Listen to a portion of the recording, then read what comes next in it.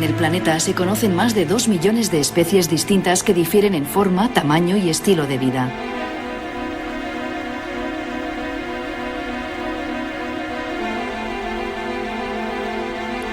Esa apabullante variabilidad fue considerada durante la mayor parte de la historia como obra divina. Cada especie había sido creada siguiendo un patrón concreto. Cada individuo era una copia del arquetipo diseñado por Dios. Las pequeñas variaciones entre individuos de una misma especie no eran más que ruido, defectos en la ejecución de un plan divino en el imperfecto mundo terrenal. Tuvo que estar bien avanzado el siglo XIX para que se diera la vuelta a esta concepción y que Darwin demostrara que la variabilidad entre individuos es la clave y los arquetipos y patrones son nociones efímeras. Las sospechas de que las especies animales y vegetales no eran estáticas, sino que podían extinguirse y aparecer nuevas formas, venían ya de años atrás. Lo que Darwin consiguió fue unir los elementos sueltos que juntos llevaban a la indudable existencia de la evolución de las especies por selección natural. Uno de estos elementos, el tiempo. Según la Biblia, la vida tenía unas decenas de miles de años, insuficiente para que se originaran especies a partir de cambios sobre formas ya existentes. Pero los geólogos de la época tenían cada vez más indicios de que los fenómenos que transformaban la Tierra lo hacían a base de millones de años, y Darwin se apoderó de esas conclusiones para aplicarlas al mundo vivo.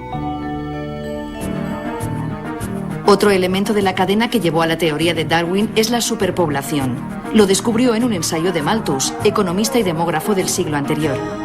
Afirmaba que los recursos naturales no crecen al mismo ritmo que la población humana y, por lo tanto, no son suficientes para mantenerla.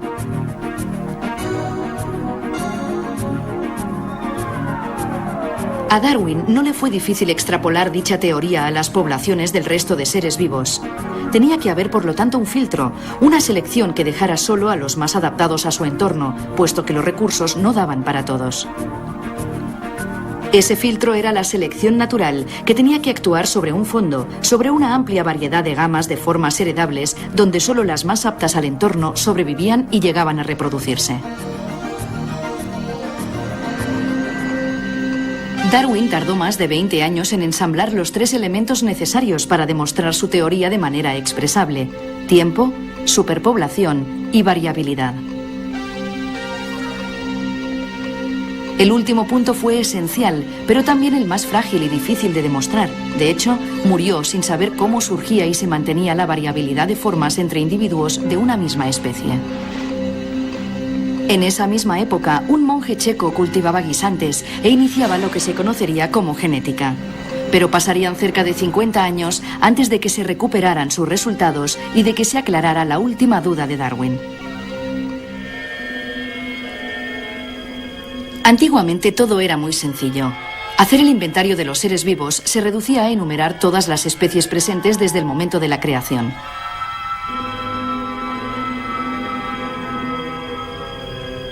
Pero llegó Darwin y con él el conocimiento de que todos los seres vivos descienden de un antepasado común. Entonces, la sistemática, la ciencia que identifica y ordena la variedad de los seres vivos, cambió de objetivo. Había que reproducir el árbol genealógico. Y aquí empezaron las dificultades.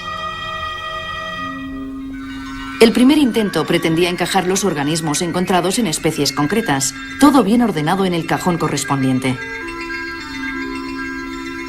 Y después establecer las relaciones de antepasado y descendiente.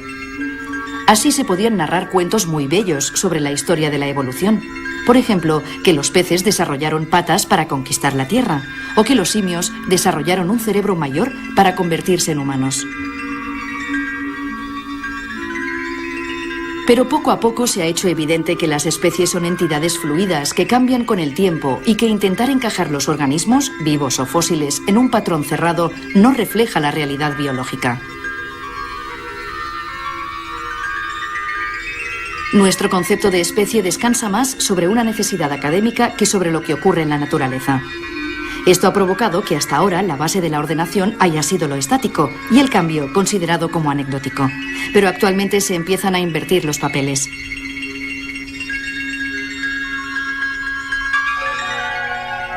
Tampoco es válido extraer una serie de fósiles, disponerlos en orden cronológico y presentarlo como un linaje de antepasados y descendientes, porque nunca podremos saber con seguridad si estas relaciones son verdaderas. No podemos asegurar que Archaeopteryx es el antepasado de todas las aves. No podemos hablar de eslabones perdidos. Lo único que podemos hacer es, mediante hipótesis refutables, establecer parentescos, comparar y buscar qué grupos están más próximos entre ellos y más alejados de otros.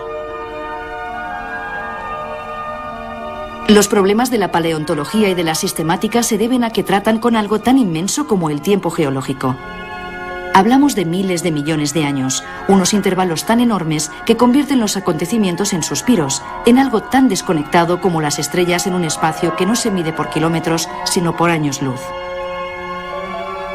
Un fósil es un punto luminoso en un universo negro. Es como un signo de exclamación, pero no es una palabra, ni una frase, mucho menos una historia completa. Por eso, no podemos conectar un fósil con otro para contar un cuento.